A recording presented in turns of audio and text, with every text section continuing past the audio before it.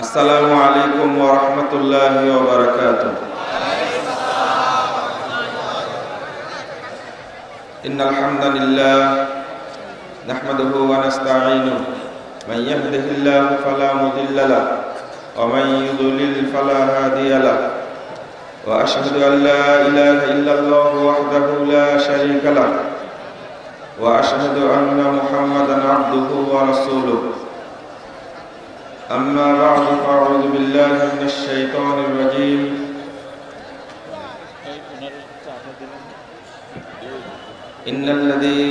إن الذين فرقوا دينهم وكانوا شيعا لست منهم في شيء. وقال تعالى وما تفرقوا إلا من بعد جاءهم العلم بغيا بينهم.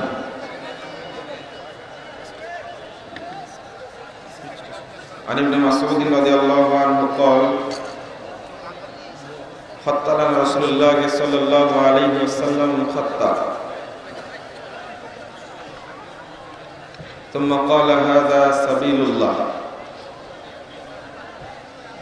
ثم خط خطوطا عن يمينه وعن شماله وقال هذه سبل على كل سبيل شيطان يدعو إليه وقرأ وأن هذا صراطي مستقيما فاتبعوه ولا تتبعوا السبل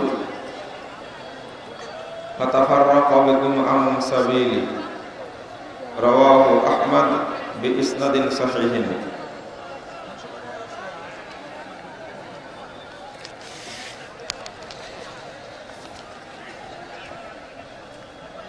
কুমিল্লা দেবিদ্বারের অন্তর্ভুক্ত ছোটনা কুরানিয়া হাফেজা মাদ্রাসার উদ্যোগে আয়োজিত ইসলামী সম্মেলনের সম্মানিত সভাপতি, উপস্থিত বিদগ্ধ উলামায়ে কেরাম, অতিথিবৃন্দ, সুধী মণ্ডলী, সামনে উপবিষ্ট শ্রদ্ধেয় মুসলিম ভাতৃমণ্ডলী, আমার প্রাণপ্রিয় ছাত্র ও যুবক ভাইয়েরা, পর্দার আড়ালের মা ও বোনেরা, সকলকে আন্তরিক অভিনন্দন জানাচ্ছি এবং আল্লাহর কাছে দোয়া করছি আল্লাহ যেন আমাদের এই সম্মেলনকে কবুল করে নেন। যারা এই সম্মেলনের আয়োজন করেছেন, সময়, শ্রম, অর্থ, মেধা, বুদ্ধি ব্যয় করেছেন এবং আপনারা যারা অনেক দূর থেকে, এমনকি চট্টগ্রাম থেকেও এসেছেন, ব্রাহ্মণবাড়ি থেকে এসেছেন, ঢাকা থেকে এসেছেন, গাজীপুর থেকে, চাঁদপুর থেকে, সিলেট থেকে এসেছেন, অনেক দূর দূরান্ত থেকে লোকজন এসেছেন কষ্ট স্বীকার করে। আমি সবার জন্য, আমার জন্য আল্লাহর কাছে দোয়া করছি, আল্লাহ আপনি আমাদেরকে জান্নাতুল ফেরদাউসের সদস্য হিসাবে কবুল করে নিন।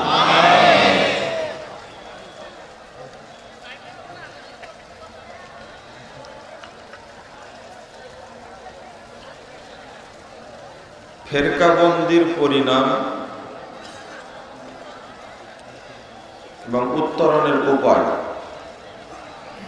এ বিষয়ে আপনাদের সামনে আমি সংক্ষিপ্ত আলোচনা পেশ করব ইনশাআল্লাহ। ওমা তাওফীকি ইল্লা বিল্লাহ আলাইহি তাওয়াক্কালতু ওয়া ইলাইহি উনীব। আমার আলোচনার পরে আসবেন প্রফেসর ডক্টর আবু বকর মোহাম্মদ জাকারিয়া। তাকে রেস্টে রেখে এসেছি। এরপরে আসবে আমাদের তরুণ প্রজন্মের প্রতীক শেখ আব্দুর রাজ্জাক বিন ইউসুফ, উস্তাদের ছেলে আব্দুল্লাহ বিন আব্দুর রাজ্জাক মাদানী। এরপরে আসবেন তারই বাপ, আপনাদের খুব প্রিয় মানুষ শেখ আব্দুর রাজ্জাক বিন ইউসুফ ইনশাআল্লাহ। আপনারা মনোযোগ দিয়ে আলোচনা শুনবেন এবং বাস্তবে আমল করার চেষ্টা করবেন ইনশাআল্লাহ। যে সমস্ত ভাইরা দাঁড়িয়ে আছেন তারা কি আমাদের উপরে রাগ করেছেন? তো রাগ না করলেও দাঁড়িয়ে আছেন কেন সামনে? আপনারা একটু শান্তভাবে বসে পড়ুন। ডান সাইডে বাম সাইডে জায়গা আছে, আর রাস্তায় বহু মানুষ আছে যারা প্যান্ডেলে বসলে জায়গা হবে না।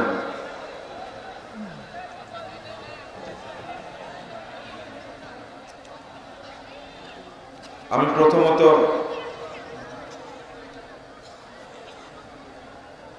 আল্লাহর শুকরিয়া আদায় করছি, বেশ অনেক দিন থেকে এই সম্মেলনটা হয়ে আসছে আর আপনারাও সহযোগিতা করে আসছেন। কুমিল্লার আমার কাছে মনে হয় এটা অন্যতম বড় প্রোগ্রাম, আলহামদুলিল্লাহ। এখানে মানুষের জমায়েত হওয়ার অন্তরে একটা আলাদা মহব্বত তৈরি হয়েছে। এই মহব্বতটা যেন আল্লাহ রাব্বুল আলামিন অব্যাহত রাখেন, আমিন।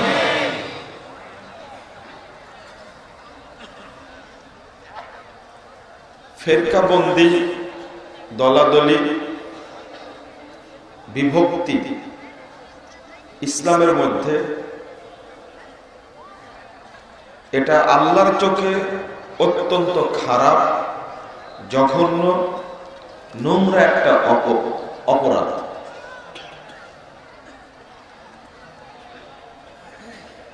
কোন মুসলিমই কোন দলাদলির অন্তর্ভুক্ত হতে পারে না। আর রাসূল সাল্লাল্লাহু আলাইহি ওয়াসাল্লাম এই দলাদলির ফিতনাকে যেভাবে উল্লেখ করতে চেয়েছেন, এটা অন্য কোন বিষয়ে রাসূল সাল্লাল্লাহু আলাইহি ওয়াসাল্লাম এইভাবে বাস্তব প্রশিক্ষণ দিয়ে মানুষের কাছে উপস্থাপন করতেন না।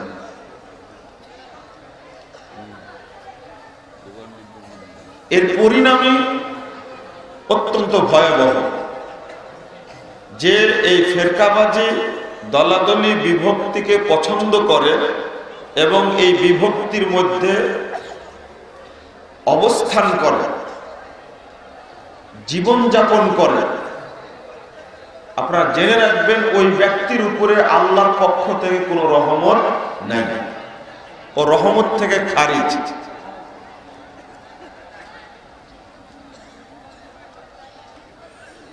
প্রথমত সূরা হুদ 118, 119 নম্বর আয়াত আপনার কাছে বলবো। আল্লাহ বলছেন, ওয়ালাউ শাআ রাব্বুক লাজা'আলান নাসা উম্মাতান ওয়াহিদা। আল্লাহ চাইলে, আপনার রব আল্লাহর নবীকে লক্ষ্য করে বলছেন যে আপনার রব যদি চাইতেন, আল্লাহ নিজেই বলছেন, লাজা'আলান নাসা উম্মাতান ওয়াহিদা, তাহলে মানুষকে এক উম্মতভুক্ত করতেন আল্লাহ চাইলে। কিন্তু ওয়ালা ইয়াসালুনা মুখতালিফিন, মানুষ এত দুষ্ট, তারা ইখতিলাফকারী হিসাবেই থেকে গেল, ইখতিলাফ করতেই থাকলো। তো এই দোষটা আল্লাহর না মানুষের? মানুষের। আল্লাহ চেয়েছেন তারা ঐক্যবদ্ধ থাকুক, দলাদলি, মতভেদ, বিভক্তির মতো কাজ না করুক, কিন্তু তারা এই বিভক্তি করতেই থাকে। আল্লাহ বলছেন এর পরের বাক্যটা, ইল্লা মান রাহিমা রাব্বুক, তবে আপনার রব, মুহাম্মদ সাল্লাল্লাহু আলাইহি সাল্লামকে বলছেন, তবে আপনার রব যার উপরে রহম করেছেন, সে বা ওই ব্যক্তি দলাদলি থেকে বাহিরে, দলাদলি থেকে মুক্ত। বলুন আলহামদুলিল্লাহ। কথাটা একটু বুঝার চেষ্টা করবেন। আবার শুনেন, মানুষ ওয়ালা ইয়াসালুনা মুখতালিফিন, মানুষ ইখতিলাফ করতেই থাকলো, ইখতিলাফের মধ্যেই রয়ে গেল। আল্লাহ বলছেন ইল্লা মান রাহিমা রাব্বুক, তবে তারা নয়, তারা দলাদলির মধ্যে নাই, ইখতিলাফের মধ্যে নাই। যাদের উপরে আল্লাহ রাব্বুল আলামিন অর্থাৎ আপনার রব রহম করেছেন, দয়া করেছেন, তারা দলাদলির মধ্যে নাই। এই ভাষাটা কার? আল্লাহ। আল্লাহ বলছেন ওয়ালিযালিকা খালাকাহুম, আর এই ব্যক্তিদেরকে আল্লাহ রাব্বুল আলামিন দলাদলি থেকে মুক্ত রাখার জন্যই তৈরি করেছেন। আলহামদুলিল্লাহ। এই দয়াটা, এই রহমতটা, আল্লাহর এই অনুগ্রহ পাওয়াটা খুব সহজ, খুব সহজ। বিশেষ কিছু মানুষ এই দয়াটা পায়। এরপর আল্লাহ বলছেন ওয়াতাম্মাত কালিমাতু রাব্বিক, আপনার রবের সিদ্ধান্ত পাশ হয়ে গেছে, পূর্ণ হয়ে গেছে। কি সিদ্ধান্ত? লাআমলাআন্না জাহান্নামা মিনাল জিন্নাতি ওয়ান নাসি আজমাইন। আল্লাহর সিদ্ধান্ত কি?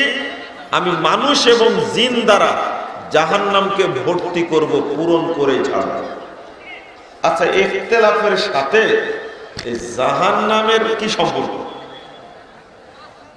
আছে না নাই? আচ্ছা, আল্লাহ এই কথা বলার সাথে সাথে এত কড়া ভাষা বললেন কেন? তো তাম্মাত কালিমাতু রাব্বুক,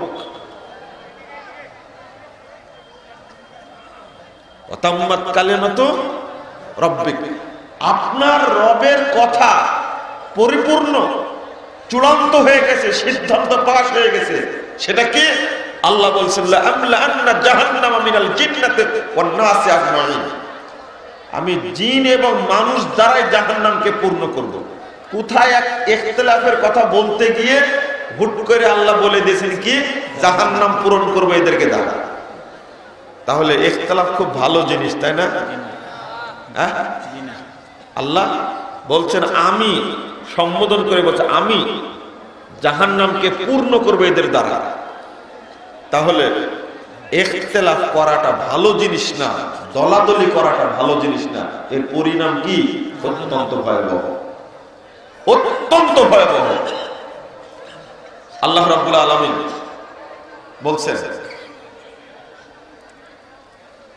ওয়ালা তাকুনু কাল্লাযীনা তাফাররাকু ওয়াখতালাফু মিন বা'দি মা জাআহুমুল বায়িনাত। আগে একটা আয়াত বলে দিয়েছেন, বর্তমান প্রেক্ষাপটের সাথে এই আয়াতটা খুব জরুরি। 104-105 নম্বর আয়াত সূরা আল ইমরান। আল্লাহ বলছেন ওয়াল তাকুম মিনকুম উম্মাহ ইয়াদউনা ইলাল খায়র ওয়া ইয়া'মুরুনা বিল মা'রুফ ওয়া ইয়ানহাউনা আনিল মুনকার ওয়া উলাইকা হুমুল মুফলিহুন। তোমাদের মধ্যে একটা কাফেলা থাকা চাই, যারা মানুষকে কল্যাণের দিকে ডাকবে, সৎ কাজে নির্দেশ দিবে, অসৎ কাজে বাধা দিবে, তারাই আল্লাহর কাছে সফল মানুষ। কি বুঝলেন আপনারা?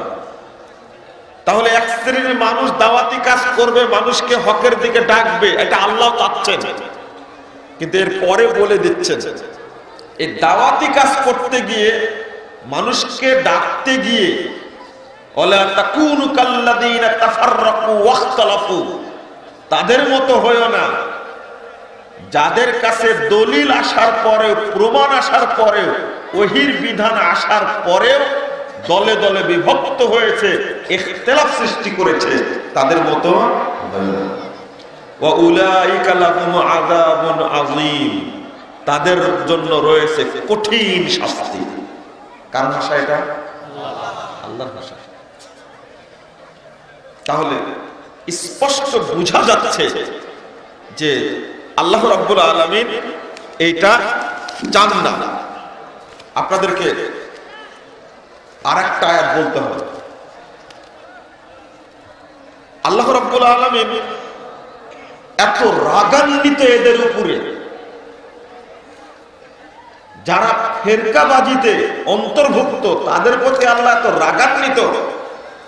আল্লাহ রাব্বুল আলামিন সূরা ইউনূস 19 নম্বর আয়াতে বলছেন, ওমা কানান নাসু ইল্লা উম্মাতুন ওয়াহিদা, মানুষ ছিল এক উম্মতভুক্ত।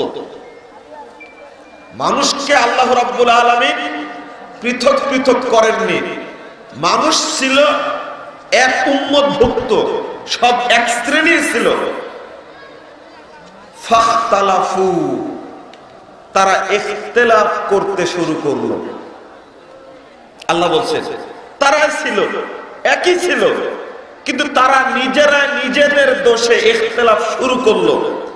এবার আল্লাহ বলেছেন ওয়ালাউলা কালিমাতুন সাবাকাত মির রাব্বিকা লাকুদিয়া বাইনাহুম ফীমা ফীহি ইখতালিফুন।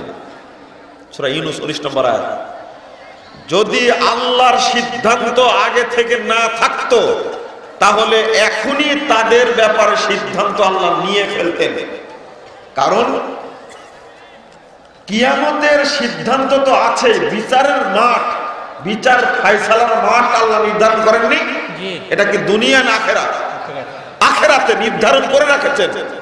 এই জন্য আল্লাহ তাদের বিরুদ্ধে ফায়সালা নাজিল করেননি। যদি কিয়ামতের মাঠের ফায়সালা না থাকতো, আল্লাহ সিদ্ধান্ত না নিতেন, তো এখনই এই মুহূর্তে যখনই দলাদলি করবে, তখনই আল্লাহর পক্ষ থেকে ওই বিষয়ে তিনি ফায়সালা করেই দিতেন। তাহলে এই কথাটা যেটা বললেন, এটা কি আল্লাহ সন্তুষ্টি চিত্তে বললেন না রাগ করে বললেন? রাগ করে বললেন। এটা ভালোভাবে বললেন না। আজকে আমরা দল ছাড়া বসবাস করতেই পারি না। বাংলাদেশে এত দলের ছড়াছড়ি, রাজনৈতিক এই ভ্রষ্ট দলের কথা না নাই বললাম, ইসলামের নাম করে দাওয়াতের জন্য যত ভাগে বিভক্ত হয়েছে মুসলিম উম্মাহ, মুসলিমদের শক্তিকে একেবারে নষ্ট করে ফেলেছে। একবারে মুসলিম ঐক্যের ভিতটা ভেঙে চুরমার করে দিয়েছে শুধু এই দলাদলির কারণে। আর এটার কারণে পাশ্চাত্যের বস্তা পচা, নোংরা, জঘন্য, দুর্গন্ধযুক্ত মতবাদ মুসলমানদের ঘাড়ে চাপিয়ে দিয়েছে ইহুদি খ্রিস্টানরা। সুযোগ পাচ্ছে। আল্লাহ রাসূল সাল্লাল্লাহু আলাইহি ওয়াসাল্লাম আরো বাস্তব প্রেক্ষাপটে বলেছেন, এটা ইখতিলাফ, মতভেদ। এত শক্ত কথা বললেন এই জন্য আল্লাহ রাসূল একদিন, মুসনাদ আহমদের হাদিস 4142 নম্বর হাদিস, রাসূল সাল্লাল্লাহু আলাইহি ওয়াসাল্লাম একটা সোজা সরল রেখা টানলেন। ইবনে মাসউদ রাদিয়াল্লাহু আনহু বলছেন, খাত্তালানা রাসূলুল্লাহ সাল্লাল্লাহু আলাইহি ওয়াসাল্লাম খাত্তা। আল্লাহ রাসূল একদিন আমাদের কাছে দাগ টানলেন একটা, ক্বালা হাযা সাবিলুল্লাহ, এবং বললেন এটা আল্লাহর রাস্তা, তোমরা শুনে রাখো এটা আল্লাহর রাস্তা। সুম্মা খাত্তা খুতুতান আন ইয়ামিনিহি ওয়া আন শিমালিহি, অতঃপর ওই রেখাটির ডানে অনেকগুলো দাগ টানলেন, বামে অনেকগুলো দাগ টানলেন। টানার পরে বলছেন ওয়া হাযিহি সুবুলুন আলা কুল্লি সাবিল শাইতান ইয়াদউ ইলাইহি। সাহাবীরা, এইগুলো কিন্তু এক একটা রাস্তা, এইগুলোও রাস্তা, তবে প্রত্যেক রাস্তায় শয়তান রয়েছে, শয়তান তার দিকে মানুষকে ডাকছে। এই শয়তান জিন শয়তান না মানুষ শয়তান? আরো ভালো করে বলেন তো, কে উত্তর দিতে পারলেন? হ্যাঁ, মানুষ শয়তান, আলেম শয়তান। আমি এর আগে অনেকবার এই বক্তব্য দিয়েছি, বলেছি আপনাদেরকে। কারণ মূর্খ মানুষের কথা শুনে মানুষ তার পিছনে যাবে না। ওই টুপিওয়ালা, আলেমে, দাঁড়িয়ালা, আলখেল্লাওয়ালা এই ডাকলে তবে মানুষ শুনবে। তাই সাধারণ শয়তান না এটা, মানুষ শয়তানি কিন্তু সাধারণ শয়তান না এটা, এটা দায়ী শয়তান। এটা আমার বক্তব্য যদি হতো তাহলে কোনো কথা ছিল না, আপনারা বিরোধিতা করতে পারতেন, কিন্তু এটা আমার কথা না, এটা আমার কথা না, এটা স্বয়ং মুহাম্মদ রাসূলুল্লাহ সাল্লাল্লাহু আলাইহি সাল্লামের কথা। আপনারা একটু বক্তব্য একটু খেয়াল করে শুনবেন। অনেক সময় পুরোটা বলতে গিয়ে কিছু অংশ ছুটে যায়। গতদিন ঢাকায় একটা বক্তব্য দিয়েছিলাম ইয়াজুজ মাজুজ সম্পর্কে, তো বক্তব্যটা খুব ভাইরাল হয়েছে। যারা দাবিদার সহি আকীদা তাদের কিছু কমেন্টস আমার কাছে কেউ কেউ পাঠিয়েছে। ওই বক্তব্যটা আদম আলাইহিস সালামের স্বপ্নদোষ হয়েছিল, সেই শুক্রকীট থেকে তৈরি ইয়াজুজ মাজুজ, এই কথাটা বলেছিলাম ফতুল বারীর কথা বলে। কিন্তু পরেক্ষণে বলবো যে এইটা কুরআন হাদিস দ্বারা প্রমাণিত না, একজন সালাফি বিদ্বান ইমাম নববী বলেছেন, এই কথাটি বলবো আমি, কিন্তু বক্তব্য অন্য দিকে মুড় নিয়েছে, বলা হয়নি। তবে বক্তব্যের মধ্যে আছে, কথাটা আমি বলতে চাচ্ছিলাম না। এটাও জানিয়ে দিই, 2007 সালে এই বিষয়ে লিখিত একটা ফতোয়া দিয়েছিলাম, ওখানে উল্লেখ করে দিয়েছিলাম যেটা কোন বিদ্বান বলেছেন কিন্তু এর ভিত্তি নাই, 2007-এ, আর বক্তব্য দিলাম 2019-এ। তো যেহেতু কোরআন হাদিসের উদ্ধৃতি নাই ওই জায়গাতে, সেহেতু বক্তব্যটা শোনার পরে মন্তব্যটা হিসাব করে করতে হতো। দ্বিতীয় বিষয়, কোন বংশে থেকে আদম আলাইহিস সালামের সন্তানের কোন বংশে থেকে ইয়াজুজ মাজুজ তৈরি হয়েছে এর কোনো সহি ভিত্তি পাওয়া যায় না। একটা বর্ণনা এসেছে মুসনাদ আহমদে, নূহ আলাইহিস সালামের সন্তানদের থেকে একজন সন্তান থেকে আসছে, এটা কিন্তু বর্ণনা ঠিক না, অনেকগুলো জাল হাদিসও আছে।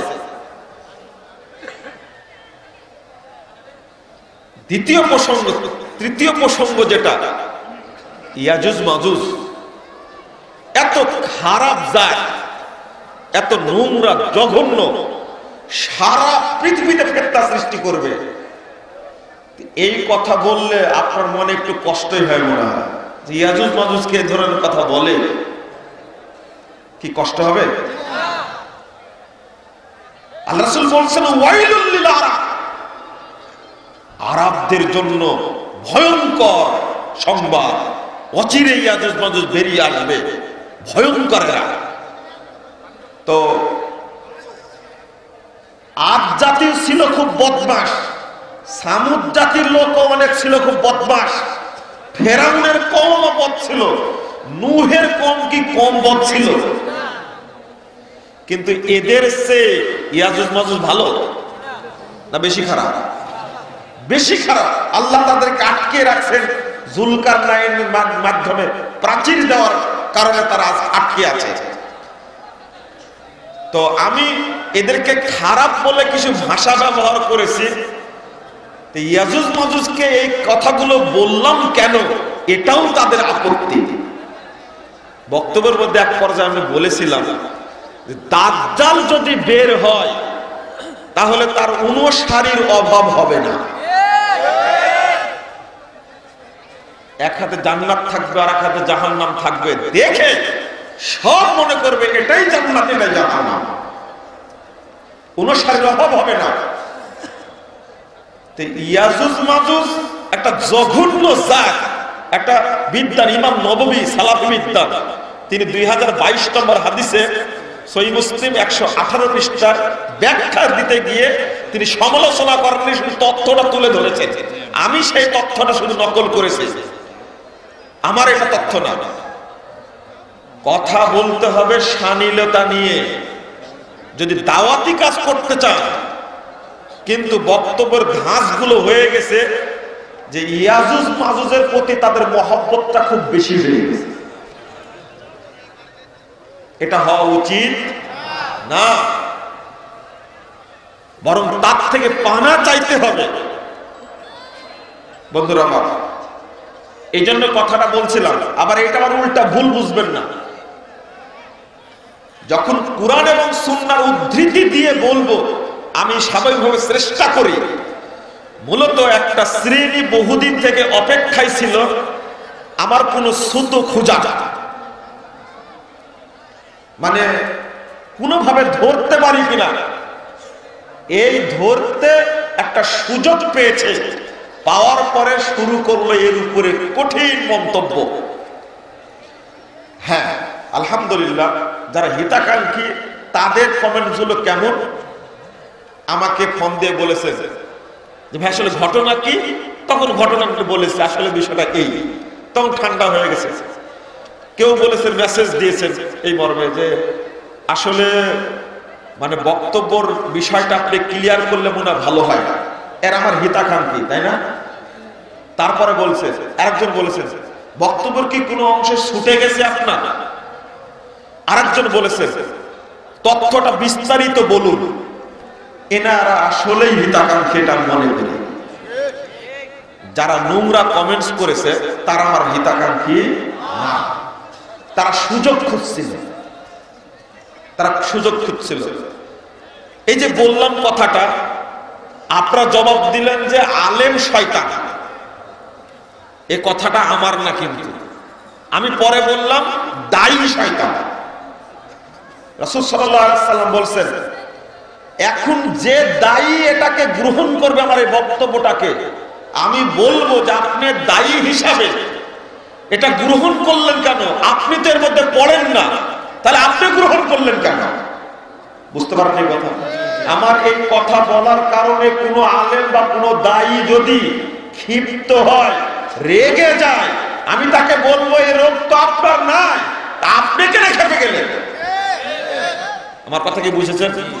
তাহলে আপনাকে বলতে চাইনি, আপনাকে তো বলিনি আমি। আল্লাহ রাসূল সাল্লাল্লাহু আলাইহি ওয়াসাল্লাম বলেন, দুআতুনা আলা আবওয়াবে জাহান্নাম মানাজাবাহুম ইলাইহা কাদাফুহু ফিহা। অসংখ্য দায়ী জাহান্নামের দরজায় দাঁড়িয়ে থাকবে। দুআতুন জমা বহুবচন, অসংখ্য দায়ী আলেম জাহান্নামের দরজায় দাঁড়িয়ে থাকবে।